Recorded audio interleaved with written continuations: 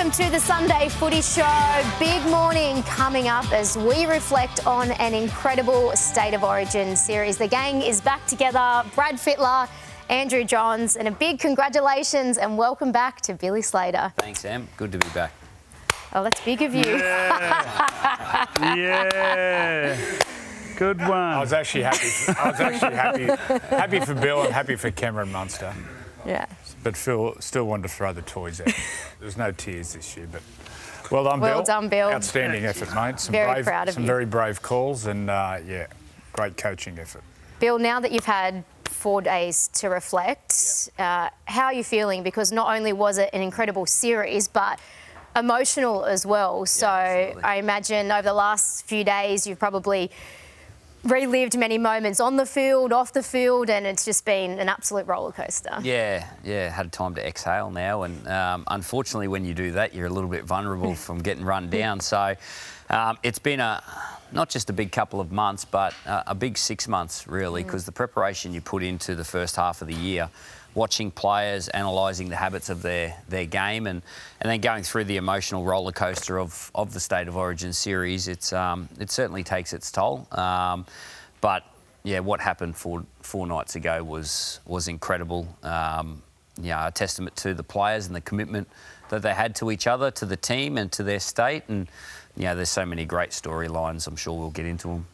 There's plenty of big calls. Obviously, Tom Dearden coming in did such a great job. I think Papa Lee and I think Tino through the middle. But I thought the biggest one was your centres.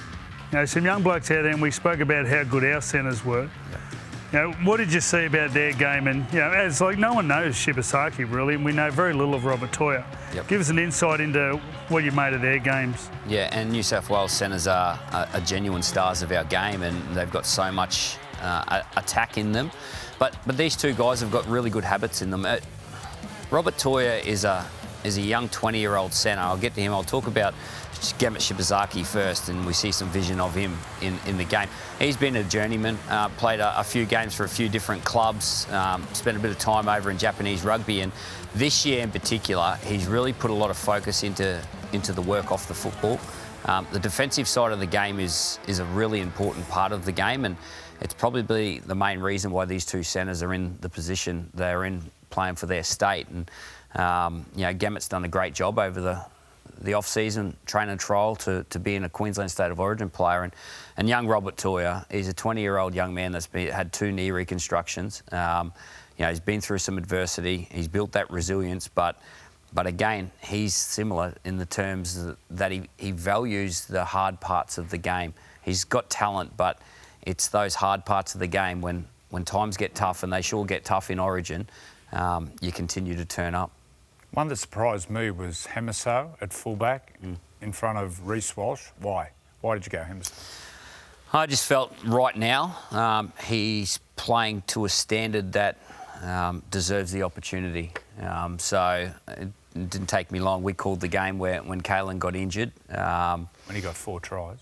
Yeah, I was pretty clear before that weekend's game. Obviously, they both played well, both Reece and Hammer that weekend. But I went and analysed their games thoroughly. What? When you say analysed, how much was it Walsh's injury? Did that concern you? No, not really. No, Reece wouldn't have been in the squad if I felt he was injured. He was the 18th man, and if we needed him, he would have been out there. But I just really felt that it was Hammer's time to play fullback. You just look at these plays here. Organising his defensive line.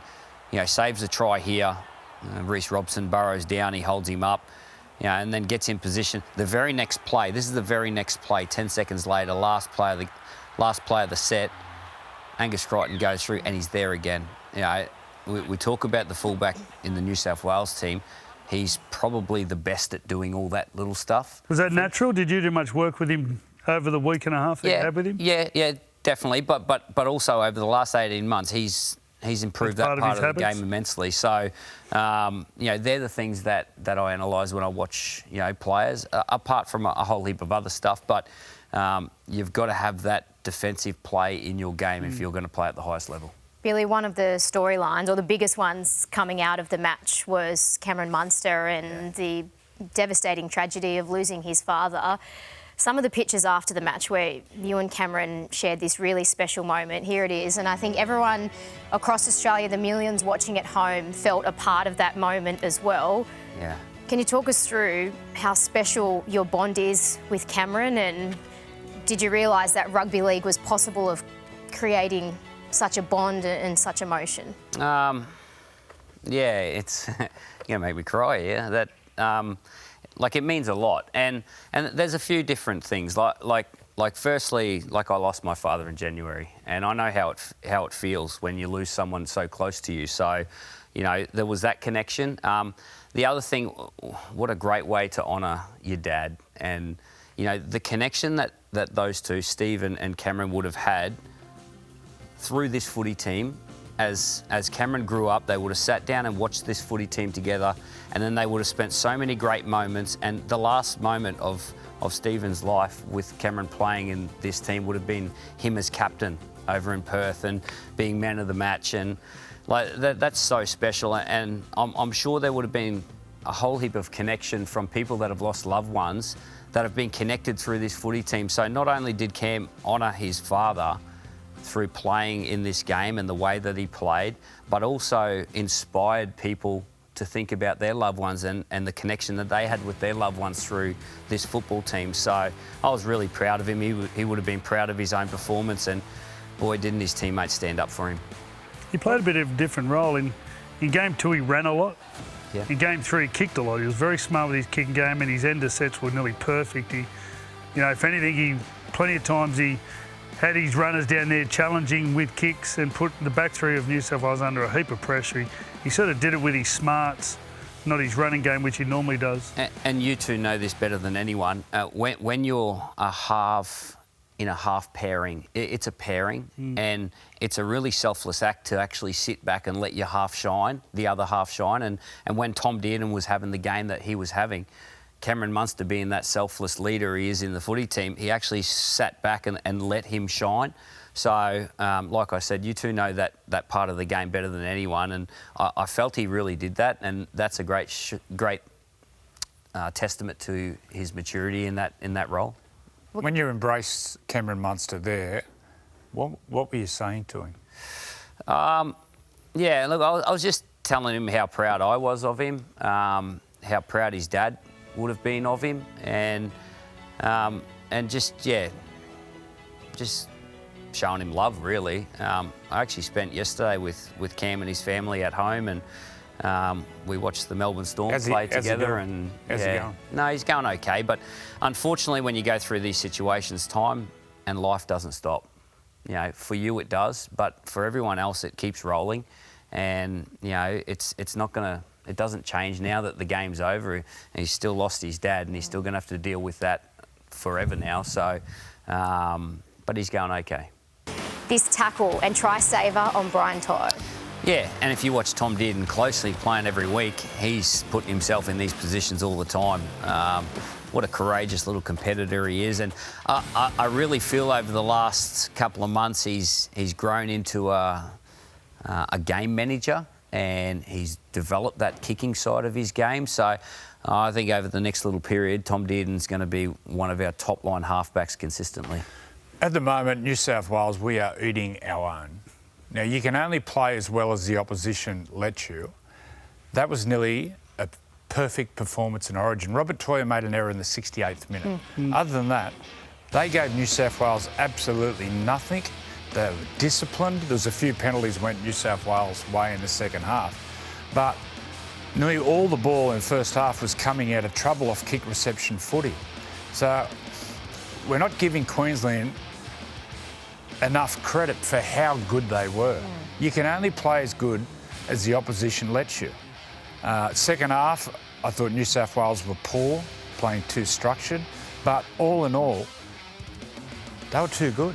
They were way too good. I think that what they did was outworked New South Wales. I know we had a plan, and you could see early the plan looked like it was working. We're moving the ball, and we're getting the ball wide, and there was spaces. But do you think that comes with the extra fatigue? Well, they fatigued. Well, Queensland played a lot like a Penrith team. They sort of just fatigued. They kept getting to their kicks. They kept trying to compete for their kicks, and then all of a sudden, a Tommy Dearden or someone with that little bit of flash in him, sort of stood up and made a moment. I thought the try when he was getting thrown out, Robert Toya, he flicked it back in, and all of a sudden someone was there, a Queensland player was there, he took off, and that was the end of it. That was a try. The other bad one for me was when they kicked downfield. I think it was Stephen Crichton, and Xavier Coates gets it that far from the in goal.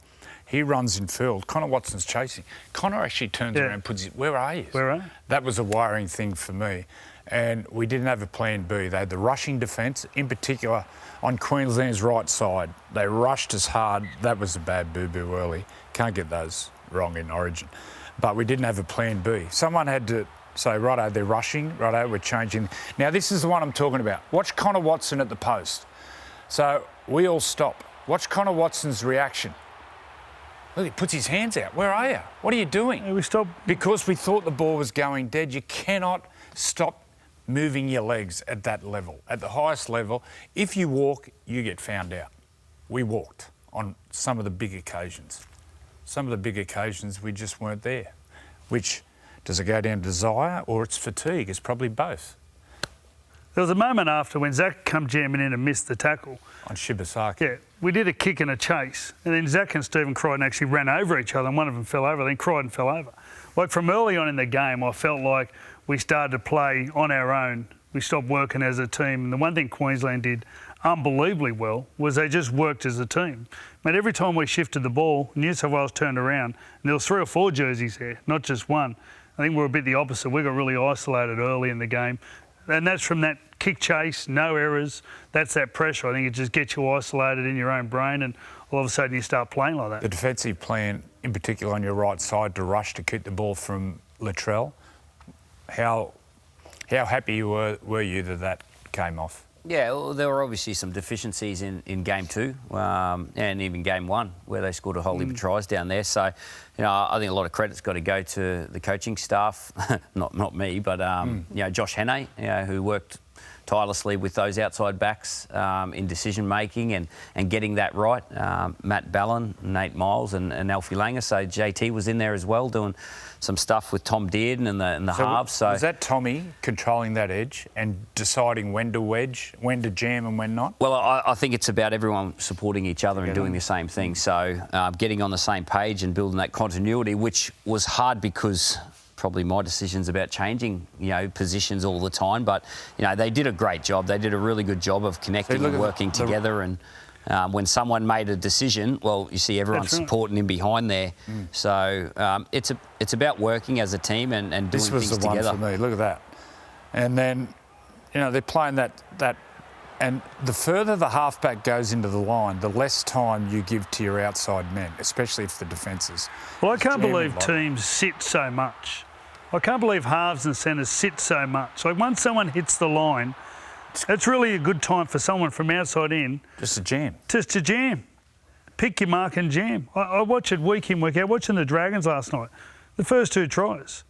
Kyle and they're just sitting on their heels, just go sink someone into him around the back, and it's a 3-on-2 easy with heaps of room. Like, who's jamming and pressuring? They just overcoach these players so much to stop thinking, and they just put them like robots. And it just doesn't work. Like, as soon as you get a good player that can read a game and read defence, then they just eat them alive. Like, that's what they did so well. Someone made a decision and everyone just worked around them. Munster's brilliant at it. Just sometimes jams, sometimes stays back, but whatever happens, they all work together and back each other. Well, this was as gutsy as it comes from the Bulldogs. They held on for a 12-8 victory over the Cowboys in Townsville, and Billy Slater, some of the defence from the Doggies at the end was insane. Yeah, it didn't surprise you, did it? They've been doing it all year. Left Lockie Galvin out, which was interesting, but I think it's actually just settled the footy team as well. Toby Sexton, he's the halfback of this footy team this year, and you know, I thought they were good without being great. I thought the Cowboys, you know, it's desperate times for the Cowboys now with their season on the line, and that showed with their performance. I thought they were pretty gutsy, the Cows, and it could have went either way. They just come up against a team that are willing to fight really hard for the 2 points at the moment, and the Dogs, they're going to take some stopping. The fact that they got the victory, Joey, do you think that means for the coming weeks, Lockie Galvin is not in that 17? Obviously, at some point towards the finals, he'll come in, but I think it was more the plan they had of playing that they made Matt Burton the main kicker, the long kicker. I think it had a lot to do with the playing style, not to do with this young man. But he'll be there come the big games towards the end of the year. If you watch last week, the way he plays, sometimes it can be pretty erratic. Like his brain, his mind's thinking a lot. I think by sitting up there watching what happened, they were under pressure a lot, the Dogs. Like the game was always on the line. And what he would have noticed was kept kicking down in the corner, kept kicking down the corner, not pushing passes, kept kicking down the corner, work on your kick and chase, win with your defence. And he would have recognised that more than anything. And that's all he's got to learn.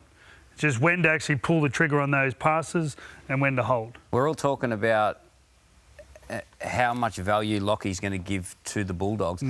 The Bulldogs will give Lachlan Galvin a whole heap of value. He's going to become a better player by being in this system and watching those things and building that maturity in his game and that balance to his game, because we all know the talent that he's got. It's just about that game management and when to use that talent. And as young footy players, we all use it too much. So it's about getting that balance right, and he'll learn a lot from this season. What about the Roosters 31-24 over the Dragons? And there was a lot to like about this. Sammy Walker back, Victor Radley as well. He had an inspired performance, Freddie. Great to see Sammy Walker back.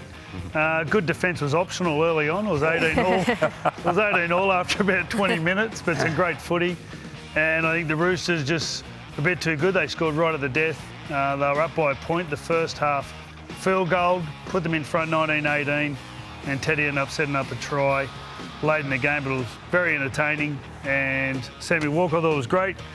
Simbin kicked a heap of goals. Robert Toya showing his brilliance again. Well, he scored that when the Roosters were only down to 12 men. I've been really impressed with the Roosters, obviously, after their round one performance, and great to see Sam Walker back. No one plays the game like him, and they're a footy team, the Roosters. I think they're a team that are going to be hard to It's a Happy Gilmore. Oh, I didn't know what it was. Have you seen that when Happy goes right up to the camera? Right. That's right. Gotcha. It must have been a big headgear to get over that buff head. I hope you didn't. Those cameras cost a lot. Anyway. Okay, let's charge Spat it. all over it. Entertaining game. What about Sammy Walker? What would mentally, how would he have been coming into this after a long time out with an ACL injury and then another setback with the hand in the last month or so? Well, knowing his personality, couldn't care less. He'd just get out there and play. He'd be like, oh, well, I'm playing in the backyard with my dad and my uncles. It's good to see him back out there and just love the way he plays. He had some really good touches. That was a beautiful pass. But yeah, they're humming. The Roosters, I love this game. There's his pet play, the way he gets into the line and kicks early. I just love he backs himself. He's an old-fashioned halfback. How much damage can they cause in September? Yeah, absolutely. They've got Sammy back too. Yeah, absolutely. I think they're a really dangerous footy team. I love their centres. They're great defensive centres, but they've also got some strike about them. After round one, I was like everyone else going, oh, are they even going to win a game? But they can push deep into the finals. I think they're a real footy team. Sammy, educated by his dad and his uncle. Might be something in that, Titans, Gold Coast. Well done, Kieran Foran. An incredible career. 17 years in the NRL. 309 games so far. 31 tests for New Zealand. Freddie, he's one of the fiercest competitors we have seen. Yeah, he came through an era where, as a halfback, if you wanted to go to the line, you got battered. And he went to the line. He went to the line more than anyone. He didn't even need to go to the line. And he was so tough. Played in a great Manly era and some really brilliant teams they had through that generation. Delicher Evans was a halfback. And then sort of went on a bit of a journey with different clubs. But one thing that was always the same, his players love him, his coaches love him, he plays tough.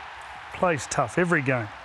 And we resonate that toughness with front rowers and the big guys of our game. There's no tougher player than Kieran Foran. 17 years in the NRL, premiership winner, played for his country of New Zealand many times, and has given everything every time he took the field. So congratulations, Kieran. I can see a real coach in him in the future. Yeah. He speaks well. He would have good morale with his players, and he knows the game extremely well. So, yeah, I can definitely see him stay around in the game in some capacity. He's absolute great fella. Yeah, isn't he? Absolute champion fella. Talk about players maxing their body out. I'd hate to see Kieran at 50. He won't be able to. He'll need a walking stick in a few years. He's just so tough. He's so tough. Didn't know what had dinner suit is. Refused to play in a dinner suit. So, yeah, well done, Kieran. Great fella. And, yeah, what a player. He had an incredibly close relationship with Des Hasler, and from all reports, Desi will be finishing up at the Titans at the end of the season. I know you're a big fan of the Walker brothers. I just think it's an absolute no-brainer. The Walker brothers play a style of footy which is unique, all-out attack. I think it could be something that will really excite the people of the Gold Coast. They could have their own identity. I think other players who have an attack mind, who love playing attacking footy, would want to go and play at the Gold Coast under the Walker brothers. Really, what have they got to lose? If they get another coach in who plays this standard play, which pretty much every team plays, nothing changes if nothing changes. Give the Walker brothers a shot. I'd love to see it. I just think it's a no-brainer. Absolute no-brainer. Would be interesting, that is for sure. Time will tell. Would it be 2 Walker brothers or 2 Walker brothers and a son? Yes. Whoa, there we go. And an uncle. Sorry, and Uncle Chris. I'd throw that out there. Uncle Chris, you can It's going to go viral. All of the chat online. Chris, you're up the back of the grandstand. Hang on. Welcome to another episode of Freddy's Pass Off. Even on the Shorten show, they still have a pass off, Joey. So this might be award-winning, like turning up, but you know what? Gets the kids in. This is what wins. East Campbelltown East. How are you, Brendan? Not bad, yourself? Yeah, good. You don't play this weekend? No, not this weekend. School holiday, so weekend off. How does that affect the kids' minds and behaviour? They still get to training. So They still get to training? still get to training, You work want to hard. introduce everyone? So we've got Xavier, Lily and Elijah. All Tigers fans too. Yeah. Yep. I'd like to see the Tigers based out of Campbelltown. Yes. All right, we're going to get into it. So you know what you got to do? You got 20 seconds each. And 2 sevens is better than a 10, as Uncle Billy told us. All right? Sorry, it's the West Tigers. Here we go. Always got to get that in. We've got to collect Ready? the balls. You got to come and Get 'em help. back. We need some help. Let's go. Come on. Ready? 3, 2, 1. Go. Fire, Throw. fire. Oh, it starts with a 7. Keep going. Come on. Yo, Oh, Nelly. Keep going. There we go. good boy. Nelly got it. That's the one. The Royce Simmons. Oh, yeah. No spiral here. Fred. Come on. Here we go. Oh. 5 to go. 5 to go. 3, Are we going the other 2. side? No. 1. Change. Go. Who's in? Who's in? Come on. Go through. That's it. Yo. Oh, she's a lefty. Sabotage. Hit some balls. That's the one. Oh, yeah. That's it. Yes. 10 again. She's 2 found in a the row. range. She's found the range. Ooh. 3 to go. 3, Yes. 2, Yes. 1. You're in. Come on, get in there. Get in there. Let's Go, go. go, go. Oh, Nice, Elijah. Fire away, mate. Great shot. And again. I'll feed you. Yep. yeah. Good Yes. collecting. Thanks, darling. Yeah, Yes. that's the way. Ready. Yep. Yes. Found his range over. Yep. 2, 1. Done. Not bad. How do you reckon? Not bad. Any sweat? Normally sweat's a good gauge of your score. No sweat. What am I doing? Righto. Anyway, here comes the score. Final. Uncle Joey finally got one in. 280. Not bad. 287. I think the winners are over 300. What's the best part of footy? Where you get to tackle run. You like tackle and run? What do you like? Tackling. Kicking. Kicking, yeah. Scoring Kicking's a good tries, part. anyone? No. Yeah. Tackling wouldn't have been my answer. How's the club going? Yeah, we're going good. Going good? Great. How many teams they have? Over 36 teams at one club. so- Nice. Yeah, wow. All right, here we go. Where are they sitting? Number 8. Not bad. Pretty good competition. We still think Bargo Bunnies, they're up the road from you. We still think they cheated.